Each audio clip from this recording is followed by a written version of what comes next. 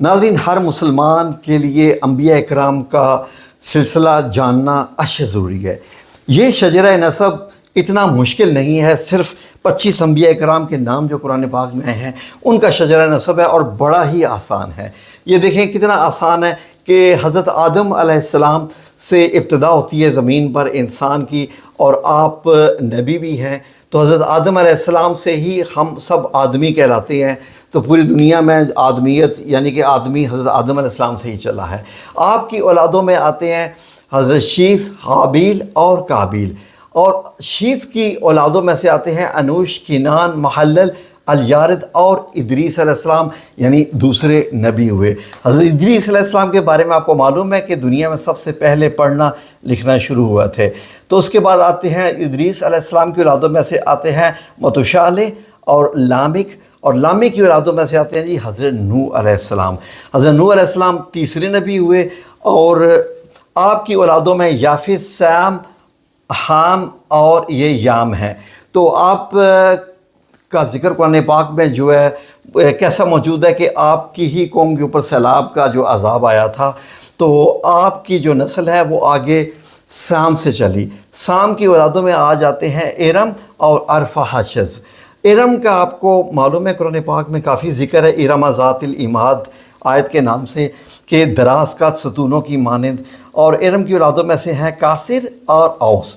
کاسر کی اولادوں میں سے آتے ہیں سمود، اور یہ قوم سمود کہلائی۔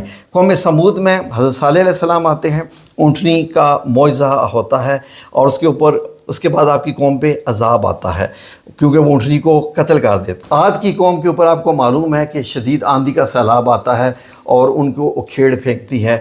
تو آگے جو اولاد ہے سام کی، ان میں ارفحشد ہے۔ ارفحشد کی نسل میں سے آگے آتے ہیں شالح۔ شالح کی نسل میں سے آتے ہیں حضرت ہود علیہ السلام۔ حضرت ہود علیہ السلام کا آپ کو معلوم ہے کہ قرآن پاک میں کافی بیان ہے۔ آپ یعنی چوتھے نمبر پر آتے ہیں انبیاء اکرام کی لسٹ میں، اور آپ کی نسل میں آگے آتے ہیں فالق، راؤ، سارخ، داہر اور آزر۔ اب آزر کا ذکر قرآن پاک میں موجود ہے، حضرت ابراہیم علیہ السلام کے والد ہیں، اور ان کی اولاد میں سے آتے ہیں حضرت ابراہیم علیہ السلام اور ہاران۔ ہاران کی اولاد میں سے لوط علیہ السلام آتے ہیں، اور لوط علیہ السلام کی قوم پہ عذاب آتا ہے زمین کو الٹا دینے کا، جو بہت ہی شدید خطرناک عذاب تھا۔ اور حضرت ابراہیم علیہ السلام کی اولادوں میں آتے ہیں حضرت اسماعیل علیہ السلام، حضرت اسحاق علیہ السلام اور مدین۔ حضرت اسماعیل علیہ السلام کی اولاد میں نبی کریم صلی اللہ علیہ وآلہ وسلم تک کوئی نبی نہیں آیا، تو یہ ایک سلسلہ ہم بعد میں بیان کرتے ہیں۔ اب آ جائیں حضرت اسحاق علیہ السلام پہ۔ حضرت اسحاق علیہ السلام کی اولاد میں آتے ہیں عیسو یا عیس اور حضرت یعقوب علیہ السلام۔ حضرت یعقوب علیہ السلام جو کہ انبیاء اکرام کی لسٹ میں ان کا نمبر 10 ہے۔ آپ کی اولاد جو ہے وہ بھی جتنے بھی انبیاء اکرام آئے وہ سب بنی اسرائیل کہلائے۔ اب حضرت یعقوب علیہ السلام کی اولادوں میں سے جو آئے ہیں انہی میں سے یہودی بنے اور کرسچن بنے۔ ادھر جو ذکر ہوا ہے حضرت اسحاق علیہ السلام کی اولاد کا، وہ عیس، ان کی اولادوں میں حضرت ایوب علیہ السلام، حضرت ایوب علیہ السلام کی اولادوں میں ذوالکفل ہے۔ تو ذوالکفل سے آگے نہیں ہے کوئی بھی۔ اور جو بنیامین آتے ہیں، یہ بنیامین حضرت یعقوب علیہ السلام کی اولاد میں سے، ان کے آگے جا کے ایک نبی آتے ہیں ان کی اولادوں میں سے، متا کے بعد حضرت یونس علیہ السلام، مچھلی کے پیٹ والے۔ ٹھیک ہے جی۔ ادھر جو یہودا ایک بھائی ہیں حضرت یوسف علیہ السلام کے، ان کی نسل میں سے آگے آتے ہیں جی حضرت داؤد علیہ السلام، بہت بڑے مطلب یہ ہے کہ جرنیل۔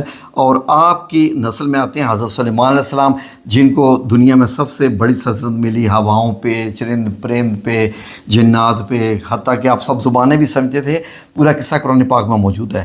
حضرت سلیمان علیہ السلام کو یہاں ہم رکھتے ہیں 18 نمبر۔ اب آ جاتے ہیں لاوی، جو کہ حضرت یوسف علیہ السلام اور حضرت کے بھائی ہیں، حضرت یعقوب علیہ السلام کی اولاد میں سے ہیں۔ آپ کی اولاد میں سے آتے ہیں قحط اور عمران۔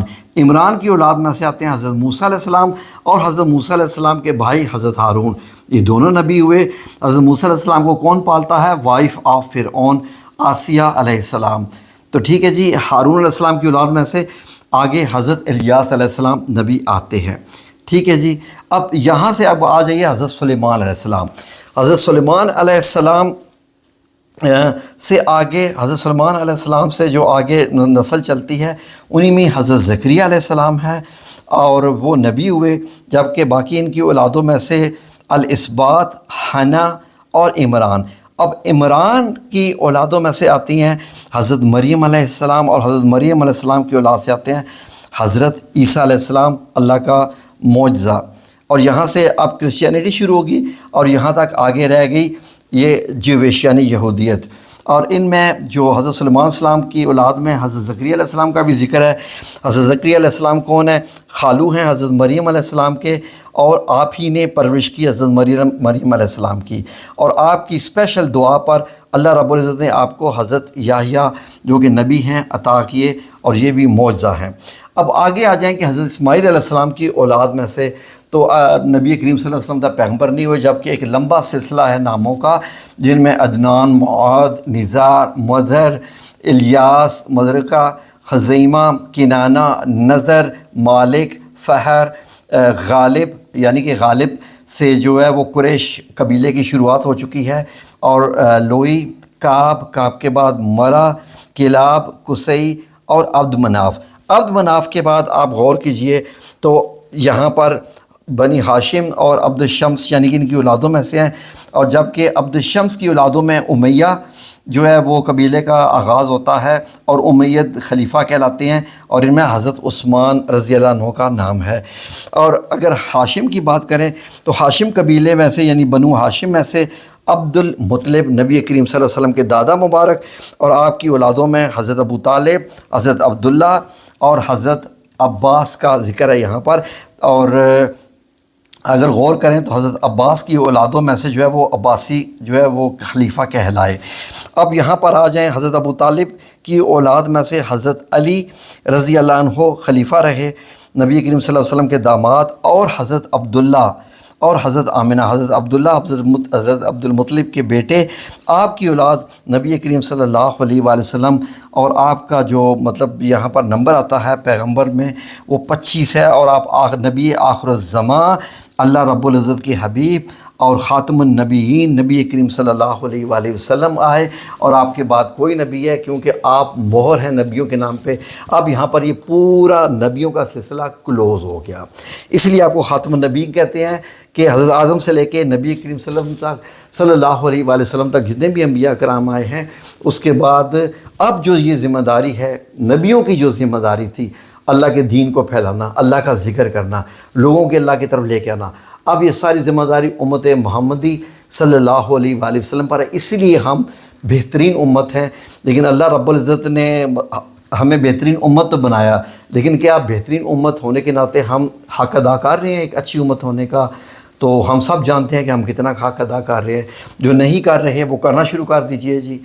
اللہ رب العزت سب کو یہ حق ادا کرنے کی توفیق عطا فرمائے، کیونکہ باقی سب دنیا تو جاگتی ہے، اٹھتی ہے، بیٹھتی ہے، شادی ہوتی ہے، بچے ہوتے ہیں، لیکن یہ جو ذمہ داری ہے انبیاء کرام کی، جو ذمہ داری ہے وہ ہم میں سے کتنے کے لوگ کر رہے ہیں۔ اللہ آپ سب لوگوں کو اپنی زمان میں رکھے، آمین یا رب العالمین۔